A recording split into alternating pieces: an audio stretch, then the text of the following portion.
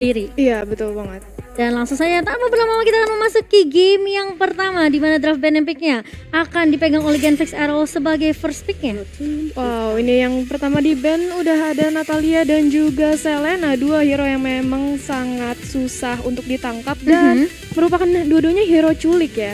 Hero culik, hero high mobility bisa dibilang sudah diamankan oleh kedua tim, tidak ingin bersaing melawan Natalia atau Selena. Dan juga band ketiga sudah diamankan oleh Gen Fix Arrow Junior, sudah mengarah kepada Pak Quito. Iya, kalau kita lihat Pak Quito, kita bisa bilang kalau Pak Quito ini emang salah satu hero fighter yang suka banget team fight gitu. Jadi kalau misalnya disamperin pun dia masih memiliki jab juga, masih punya heavy left punch-nya juga. Jadi dari seorang Pak Quito ini benar-benar harus dihindari banget.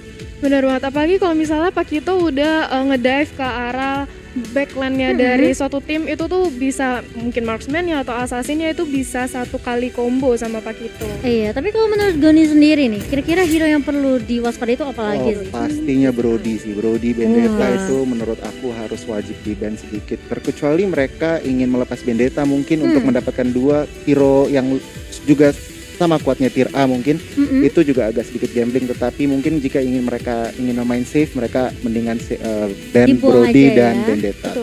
Benar-benar, tapi kalau misalnya kita ngomongin Vendetta, ngomongin Brody, ini sepertinya bakal dikontes nih dari kedua hero itu, karena dari Gen Fix Arrow mereka udah buang ke arah Yi Sun Sin. Iya, YSS juga merupakan hero yang dari kemarin tuh banyak banget di ban, kalau nggak di ban ya di pick. Gak mungkin ada yang mau ngasih lepas dari Yi Sun Sin karena memang kritikal dari YSS itu nggak ada obat sih. Dan juga Mountain Shockernya juga kita bisa tahu bisa benar-benar ngebuka map, benar-benar banget membaca jadinya hero musuh di mana, bisa lebih sedikit agresif atau pasifkah mereka dalam decision making. Bisa dibilang dengan Mountain Shocker yang dilontarkan oleh seorang Yi Sun Sin ini bakal ngebantu banget untuk info positioningnya, apakah dari musuhnya mau melakukan inisiasi atau tidak, itu benar-benar bisa diketahui sama seorang Yi Sun Sin, dan bakal langsung dibuang. Executionnya juga ngebuang ke arah Esmeralda. Cukup menarik band-band dari kedua tim ini, dan Brody seperti saya bilang langsung di first pick, dan tampaknya mungkin Vendetta sudah ready ya, dan ini mereka sudah gambling, mereka ready to go all in tampaknya dengan dua hero pick ini. Mereka berani lepas, dan berarti mereka sudah mungkin ada strategi-strategi untuk mengcounter salah satu hero mereka ini tersebut. Iya, bisa dibilang Brody di sini yang memiliki Turn Apart Memory, Corrosive Strike juga, dan bahkan Abyss Impact-nya yang bisa memberikan damage terus-terusan, memberikan efek slow juga ke arah teman-teman dari Arkisena. Langsung diamankan oleh Gen Fix Arrow. Arkisena tanpa berlama-lama mereka langsung shadow pick ke arah Benedetta, tapi masih ada satu hero lagi yang mesti dipick. Apakah itu bakal jatuh ke arah Jauhead? Atau mungkin kalau kita lihat di sini dari Sylvana ya, bisa Yuzong. Mungkin kalau misalnya dia bermain, ternyata Uranus. Uranus ini menurut aku agak sedikit mengejutkan ya, karena ya balik lagi ada Yuzong, mungkin lebih preferable, mungkin lebih meta daripada Uranus sekarang. Dan untuk Gen Fix Arrow Wolf Junior sendiri sudah mengarah kepada Jauhead. Jauhead akan terlihat ya sebagai Jauhead tank di sini. Dan kita tahu ejector dan unstoppable force-nya sangat bisa mengganggu core musuh, sangat bisa benar-benar ngedelay farmingan dari core musuh tersebut. Iya, benar banget, aku setuju dengan dari Jauhead yang bisa ngezoning juga di early phase-nya. Dia punya ejector, dia punya tambahan movement speed, di mana dia juga punya escape capability yang cukup tinggi. Dan yang paling mengganggu dari seorang Jauhead adalah dia ejectornya itu ke arah ini ya, bisa dibilang buff dari musuhnya. Tinggal akan terreset lagi. Iya, bisa ke reset lagi. Dan kalau kita lihat udah ada pick dari RRQ yaitu Digi. Mungkin di sini mereka ingin menghindari hero-hero yang bisa nge-stunner. Jadi AOE-nya benar-benar dihindarkan banget sama mereka. Dan Benedetta bisa jadi dijadiin sideline sih, karena meta-meta sekarang tuh kebanyakan Benedetta jadi sideline. Bener banget, dan ini sebenarnya aku juga agak sedikit bingung nih kenapa mereka sekarang langsung pick Digi. Mungkin ini adalah strategi salah satu strategi yang mereka sudah siapkan, karena dari segi tanknya juga mereka kayaknya akan all in kepada Jauhead, dan sudah terlihat ya Sylvana sudah tidak di pick, sehingga dengan pick Digi ini mungkin ada surprise meta atau surprise strategi yang akan dipertunjukkan oleh Arkisena. Iya, mengingat juga Digi ini bakal menjadi satu counter untuk semua sisi yang keluar dari Gen Fix Arrow, adanya ejector dan bahkan slow yang keluar dari zaman force-nya Harit ini juga bisa didodge oleh seorang Digi dengan cukup mudah hanya dengan satu time journey. Dan bahkan kalau kita lihat ada Alice yang dibuang dan juga Bruno untuk sisi Genflix Aerowolf. Dan ini adalah tampaknya ya hero mereka ngeban Alice ini juga bukan tanpa alasan, tapi karena mereka ingin mengurangi hero scaling dari tim Genflix Aerowolf. Mereka tidak mau hero Genflix Aerowolf terlalu kuat di arah late game seperti itu sih. Betul, aku cukup setuju dengan adanya Alice yang dibuang, Parsh yang dibuang. Tapi kalau menurut Hera nih, kira-kira RQ Senna mereka belum ngepick satu untuk junglernya, tapi udah ada shadow pick. Kira-kira dari Granger atau Claude, menurut Hera lebih prefer mana nih? Kalau aku lebih prefer ke Claude ya. Selain Claude memang damage dengan damage yang sakit banget, dia juga hero yang dengan mobilitas tinggi. Jadi emang susah banget untuk ditangkap. Apalagi kalau kita lihat dari Genflix kan udah ada Harit, udah ada Jauhead yang dengan ejector dan juga Zaman Force-nya itu bisa benar-benar nge-slow kan. Tapi kalau dari RRQ pick Granger, iya mungkin dia lebih bermain di belakang banget ya. Karena kalau misalnya dia di depan takutnya gampang banget untuk di-counter sama Brody, bisa di-stun kan. Iya, dan terlebih lagi kemarin kalau kita tahu patch dari MLBB sendiri, Granger ini sudah di buff dari basic attack-nya, pasifnya itu dari 20 plus 110% total physical attack dinaikkan jadi 50 plus 110%. Jadi untuk critical merahnya di ujungnya itu bakal dari Rhapsody itu bakal lebih sakit lagi. Wah, ini nah, dua support yang dipick oleh RRQ Senna. Wow. Ya, ini sangat menarik sih. Dan dua pick terakhir pada Genflix Aerowolf juga cukup menarik ya, Lapu-Lapu dan Luoi. Ini menurut aku mereka akan lebih nge-press RRQ Senna di early game karena dengan kita tahu Luoi itu dispersion dan rotation level 1 level 2-nya itu sangat-sangat kuat. Dan yang aku expect mereka sudah mulai nge-press RRQ dari early sehingga Granger akan kesulitan untuk farming dan itu akan snowball menuju mid game, late game. Granger akan ketinggalan gold dan susah memberi damage output yang besar. Iya betul, dengan adanya Luoi juga dari sisi Genflix Aerowolf bisa memberikan magical damage yang cukup sakit di early phase-nya, dan RRQ mereka benar-benar harus berhati-hati. Tapi dengan ada Digi dan Nana ini menarik sekali sih dari RRQ Senna. Aku ngelihat kayak ini semua disable-nya keluar dari RRQ Senna, semua counter untuk sisinya juga dapat banget untuk tim RRQ. Mereka punya Nana yang kita tahu Molina Smooths-nya ini bisa dilemparkan dan bahkan ditaruh di area boost. So siapa yang mau melakukan inisiasi dari area boost itu udah ketahuan duluan. Iya, apalagi kalau misalnya Nana sudah mendapatkan 40% cooldown lebih, itu Molina Smooths-nya bisa dikeluarkan 2 kali dalam waktu cooldown yang sangat dekat. Iya, dan kita langsung memasuki game yang pertama untuk match kita yang ketiga, di mana Genflix Aerowolf yang akan melawan tim RRQ Senna. Apakah dari kedua tim ini bisa memberikan sensasi yang luar biasa karena sudah ada pergerakan dari Yami sepertinya yang langsung dipukul mundur di area bawah. Iya, dari Genflix sendiri juga sudah 2 orang yaitu Brody dan Luoi di arah mid lane masih berusaha untuk nge-clear minion terlebih dahulu.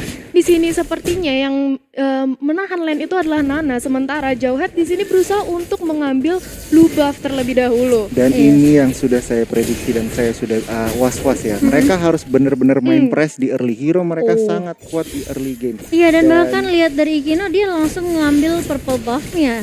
Merupakan sebuah keuntungan, terutama dia sudah mendapatkan level 2 duluan di early. Tapi di sisi lain RRQ Blast di sini berusaha untuk invading blue buff-nya lagi, berusaha untuk dibalaskan tapi harus dipukul mundur karena Luoi-nya juga sangat sakit. Iya, bisa langsung di reset begitu saja, dan tadi hampir aja bisa diamankan oleh seorang Blaze, tapi Blaze tahu udah ada pergerakan juga dari teman-teman Ikino di sini dari Genflix yang mereka langsung bersiap untuk mengarah ke arah orange buff terlebih dahulu. Udah ada Molina Smooth juga yang dilamarkan oleh seorang Warlord, dan tapi dari seorang Yami nggak berhasil untuk nyolong buff yang dimiliki oleh Ikino. Ya, tapi tadi kalau kita lihat damage dari Benedetta itu di early aja udah lumayan masuk ya penetrasinya ke arah hadap Brody, untungnya masih di backup sama Jauhead.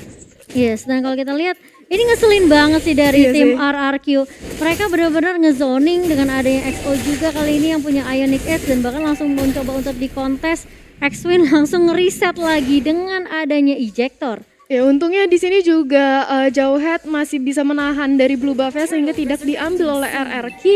Dan turtle yang pertama sudah ada. Siapakah akan yang melawan? Apakah RRQ Blast langsung menuju turtle untuk mengamankannya? Iya, dan kalau kita lihat memang sebenarnya zoning yang dilakukan sama RRQ di early phase yang ngasih pressure banget ke arah Genfix Aerowolf.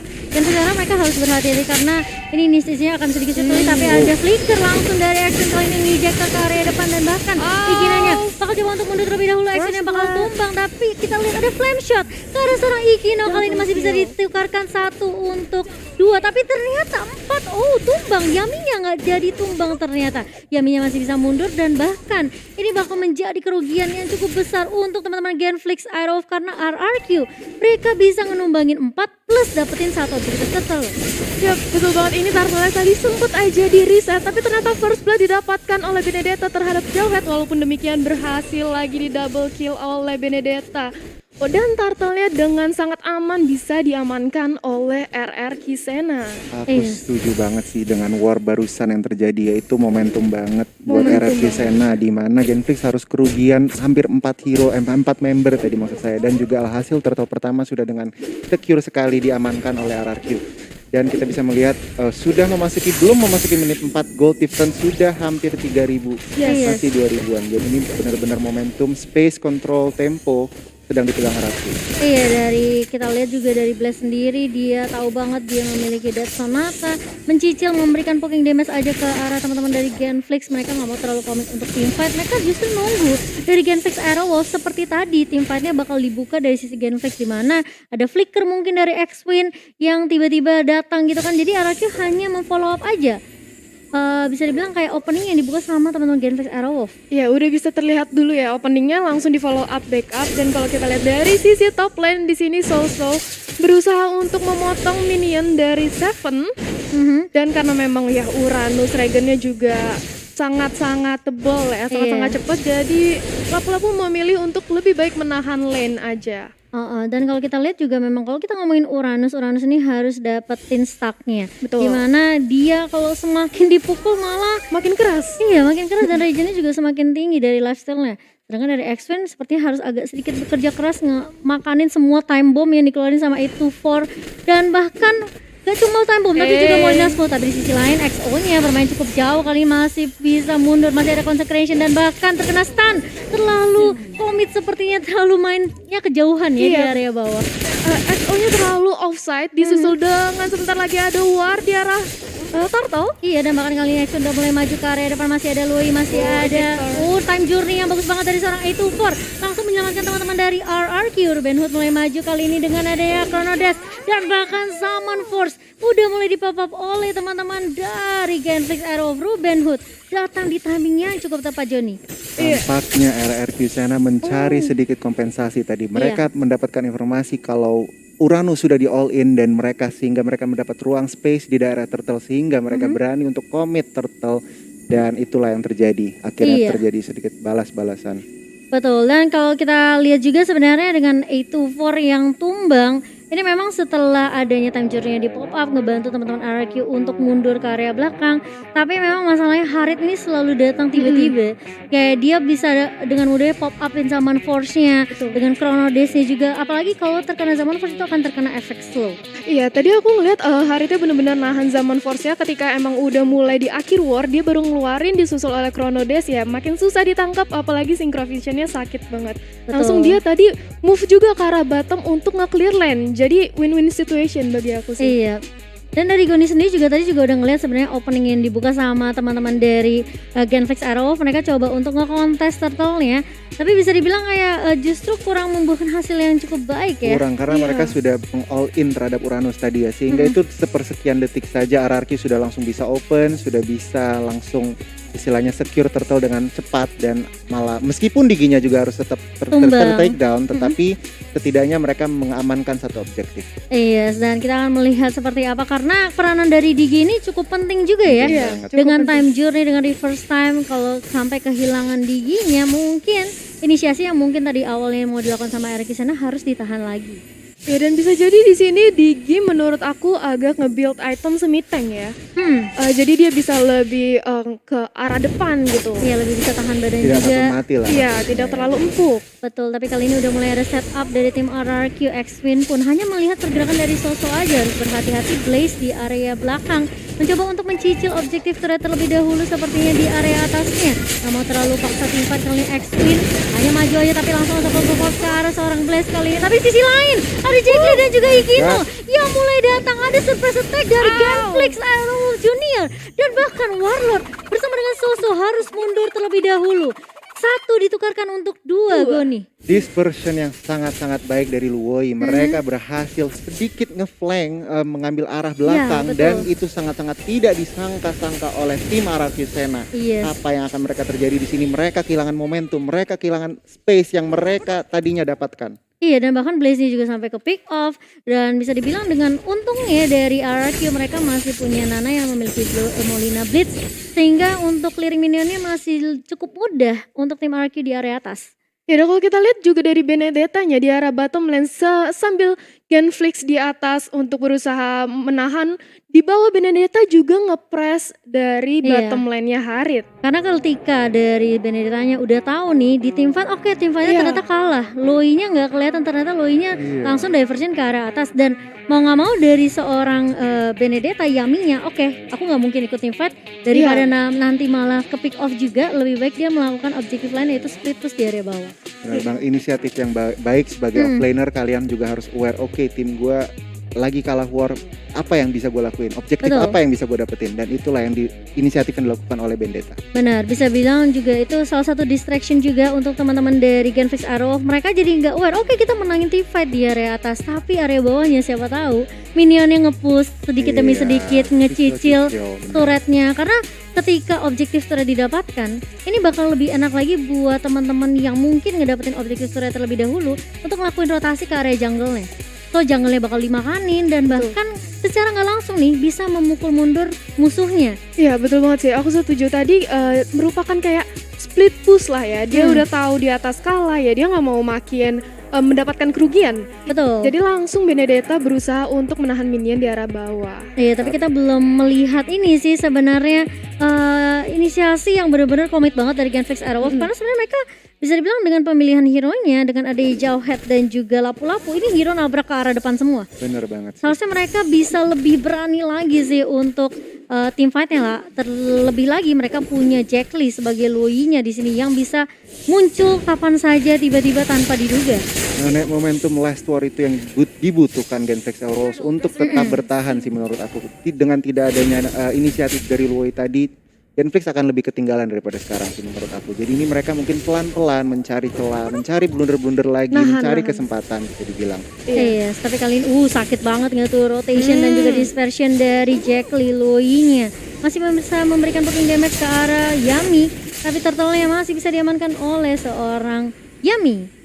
Dan kalau menurut aku ya, Genflix kalau misalnya dia dibawa ke late game, ini Brody-nya bisa bahaya banget sih. Maksudnya bisa sakit banget damage-nya. Karena seperti yang kita tahu, Brody tuh kalau di late game bisa mencapai 5.000. Oh iya, dan makanya Yaminya kali ini harus mundur dengan final blow. Terpaksa karena dia sudah terkena damage yang cukup ngeri, magical damage dari dispersion dan juga rotation dari Jack Lee. Ini benar-benar harus diwaspadai sama teman-teman RRQ. Lihat ke arah bottom lane, tampaknya akan di-commit ya. Iya, mereka kayaknya mau komit untuk dapetin objektif terlebih dahulu, karena mereka tahu mereka harus ngamanin objektif turretnya biar bisa makanin semua jungle yang dimiliki sama tim RRQ. Saat ini posisinya dari tim RRQ mereka ngamanin 2 turret.